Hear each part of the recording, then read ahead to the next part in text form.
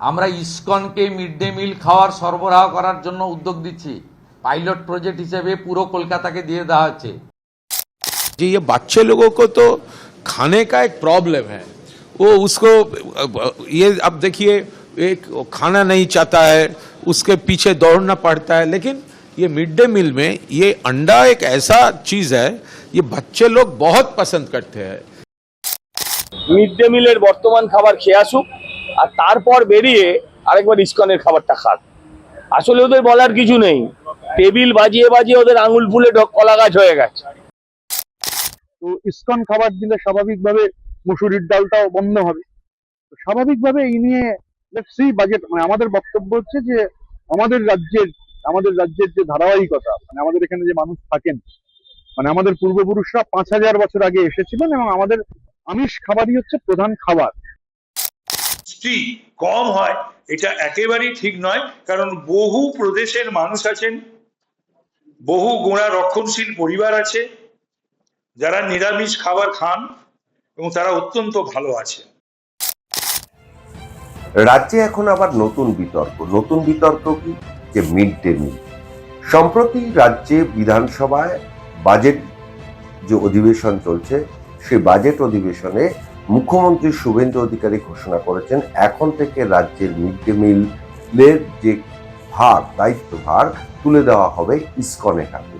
আর তাই নিয়ে কিন্তু বিতর্ক শুরু হয়েছে। কেন বিতর্ক শুরু হয়েছে বলছি, যখন আপনারা জানেন যে সারা পৃথিবীব্যাপী ইসকন হচ্ছে একটা হিন্দু সনাতনী ধর্মীয় সংগঠন, যারা সাধারণত নিরামিষ খাবারই পছন্দ করে এবং তারা নিরামিষ খাবারই প্রসাদ হিসাবে মানুষকে বিতরণ করে থাকে। এবং এই মিড ডে মিলের দায়িত্ব শুধু ইসকনকে দেওয়া নয়, তার সঙ্গে মিড ডে মিলের বরাদ্দও বাড়িয়েছে নতুন বিজেপির রাজ্য সরকার। এই বরাদ্দ কত হয়েছে, মাথা পিছু 10 টাকা করে বরাদ্দ বাড়ানো হয়েছে, অত্যন্ত আনন্দের বিষয়। আর এখানেই এখন বিতর্ক শুরু হয়েছে, তাহলে কি বাচ্চারা এবার থেকে নিরামিষ মিড ডে মিল খাবে?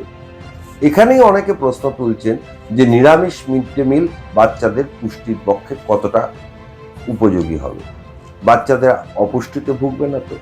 আগের সরকার যখন মিড ডে মিল দিত তখন কোনো দিন সপ্তাহে 8 ঘানা করে ডিম দেওয়া হতো। খুব ইন্সপেকশন হলে, ধরপাকড় হলে তখন একটা গোটা ডিম জুটতো বাচ্চাদের পাতে। তাহলে আগেও বাচ্চারা কিন্তু সেভাবে পরিবেশন পেত না।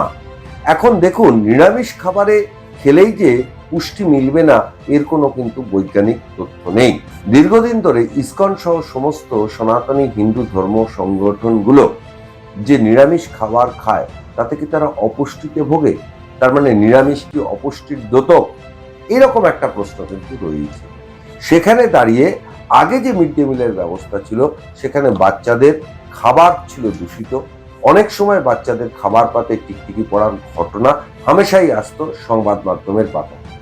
সেই জায়গায় দাঁড়িয়ে ইসকন অনেক বেশি সংগঠিত এবং তারা কিন্তু মিড ডে মিলকে সুচারুভাবেই পরিচালনা করবে বলেই সবাই মনে করছে। সেই কারণে অনেক ভেবেচিন্তে ইসকনের হাতে তুলে দেওয়া হয়েছে। আর মিড ডে মিলের যখন বরাদ্দ বাড়ানো হয়েছে, তখন কিন্তু এই শুধুমাত্র খিচুড়ি বা নিরামিষ খাবারই পড়বে না, তার সঙ্গে কিন্তু পনিরও পড়বে, ফলও পড়বে। ফলে বাচ্চাদের কিন্তু পোষণ ঠিকঠাকই থাকবে বলে মনে করা হচ্ছে। কারণ খাওয়ার সময়, বিজ্ঞান বলে খাওয়ার সময় বাচ্চাদের যতটা হাইজিন মেনটেন করে যে খাবারটাই দেওয়া হোক না কেন, সেই খাবারটা তাদের পুষ্টিতে লাগে। যদিও এই নিয়ে একটা অদ্ভুত দাবি তুলেছেন তৃণমূল মুখপাত্র, অর্থাৎ কালীঘাটের তৃণমূল মুখপাত্র কুণাল ঘোষ। তিনি বলছেন বাচ্চারা খেতে চান না, তাই তারা একটু ডিম দেখলে খাওয়ার লোভটা তাদের বেড়ে যাবে, বা ডিম দেখলে আরো তারা খেতে চাইবে। কি বলেছেন কুণাল ঘোষ, শুনুন মিড डे मील নিয়ে। देखिए ये मिड डे मील है, ये मिड डे मील में अभी तो अंडा होता है, तो अभी ये इंडिकेशन मिल रहा है गवर्नमेंट की तरफ से कि ये अंडा नहीं रहेगा, क्योंकि इस्कन को ये मिड डे मील का जो खबर है, फूड्स है, उसके जिम्मेदारी ये दिया रिस्पॉन्सिबिलिटी इस्कन को गवर्नमेंट देने के लिए गवर्नमेंट प्रोसीड कर रहा है। इस्कन हमारा रिस्पेक्टेड ऑर्गेनाइजेशन है, लेकिन प्रॉब्लम यह है कि ये बच्चे लोगों को तो खाने का एक प्रॉब्लम है, वो उसको ये अब देखिए एक खाना नहीं चाहता है, उसके पीछे दौड़ना पड़ता है। लेकिन ये मिड डे मील में ये अंडा एक ऐसा चीज़ है, ये बच्चे लोग बहुत पसंद करते हैं। ये न्यूट्रिशन हेल्थ के लिए भी ठीक है और बच्चे के लिए, बच्चे को साइकोलॉजी में ये अंडा बहुत इंटरेस्टिंग होता है, अट्रैक्टिव होता है। तो अगर इस्कॉन मिड डे मील तैयार करेंगे तो वो तो धार्मिक प्रतिष्ठान है, उसको तो वेज करना पड़ेगा। तो बच्चे लोगों का मेनू नॉनवेज से वेज हो जाएगा और अंडा बाद चला जाएगा। इसीलिए हम लोग गवर्नमेंट से हमारा रिक्वेस्ट होगा, ये डिसीजन रिकॉन्सिडर कीजिए। मिड डे मील कोई धार्मिक प्रतिष्ठान से नहीं होना चाहिए। उसका बहुत हम लोग रेस्पेक्ट करते हैं, उसका बहुत काम है, वो अपना काम कीजिए। लेकिन बच्चे का जो मिड डे मील है उससे अंडा और नॉनवेज आइटम नहीं বাদ होना चाहिए। এক্ষেত্রেই বক্তব্য হচ্ছে, কুণাল ঘোষ যেমন বলছেন যে বাচ্চারা ডিম দেখলে আর একটু বেশি করে খেতে চাইবে, এই কথা তিনি কোথা থেকে বলছেন? হ্যাঁ, বাচ্চারা সব ধরনের খাবারের প্রতি আগ্রহ পোষণ করে, তবে ইসকন সারা পৃথিবীব্যাপী যেভাবে সুষ্ঠু সুন্দর পরিবেশে, যেভাবে হাইজিন মেনটেন করে খাদ্য পরিবেশন করে, সেক্ষেত্রে বলা যেতে পারে পশ্চিমবঙ্গের মিড ডে মিল ব্যবস্থায় একটা সার্বিক পরিবর্তন আসবে, আশা করা যায়। এখন নতুন সরকার যে নতুন সিদ্ধান্ত নিয়েছে, সেই সিদ্ধান্ত রূপায়িত হলেই বোঝা যাবে যে ইসকন কতটা ভালোভাবে চালাতে পারছে। তবে ইসকন যেহেতু সারা পৃথিবীর একটা পেশাদারী সংস্থাদের অন্যতম, সেখানে তারা পেশাদারীভাবেই বাচ্চাদের খাবার পরিবেশন করবে, সেটাই আশা করা যায়। সেখানে নিরামিষ খেলেই যে বাচ্চারা অপুষ্টিতে ভুগবেন এমন কোনো কিন্তু বৈজ্ঞানিক ব্যাখ্যা পাওয়া যাচ্ছে না। তাই কুণাল বাবুদের কাছে আরো একটু সবার তরফ থেকেই বলা দরকার যে আপনারা একটু দেখুন না, এতদিন তো আপনারা মিড ডে মিল চালিয়েছিলেন, সেখানে কি খাবার পেত, কি খাবারের গুণমান থাকতো, প্রায় বাচ্চাদের পাতে টিকটিকি আরশোলা পড়তো খাবারের মধ্যে, সে ছবি তো সংবাদ মাধ্যমে উঠে আসতো পাতায় পাতায়।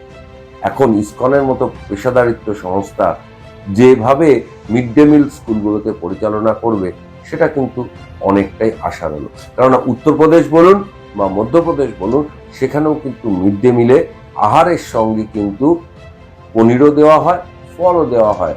আশা রাখা হচ্ছে এই পশ্চিমবঙ্গের ডবল ইঞ্জিন সরকার স্কুলের বাচ্চাদের জন্য যে মিড ডে মিল চালু করেছেন, সেই মিড ডে মিলে এই রাজ্যের বাচ্চারাও অনেক কিছু পুষ্টিকর গুণমান সমৃদ্ধ খাবার পাবেন।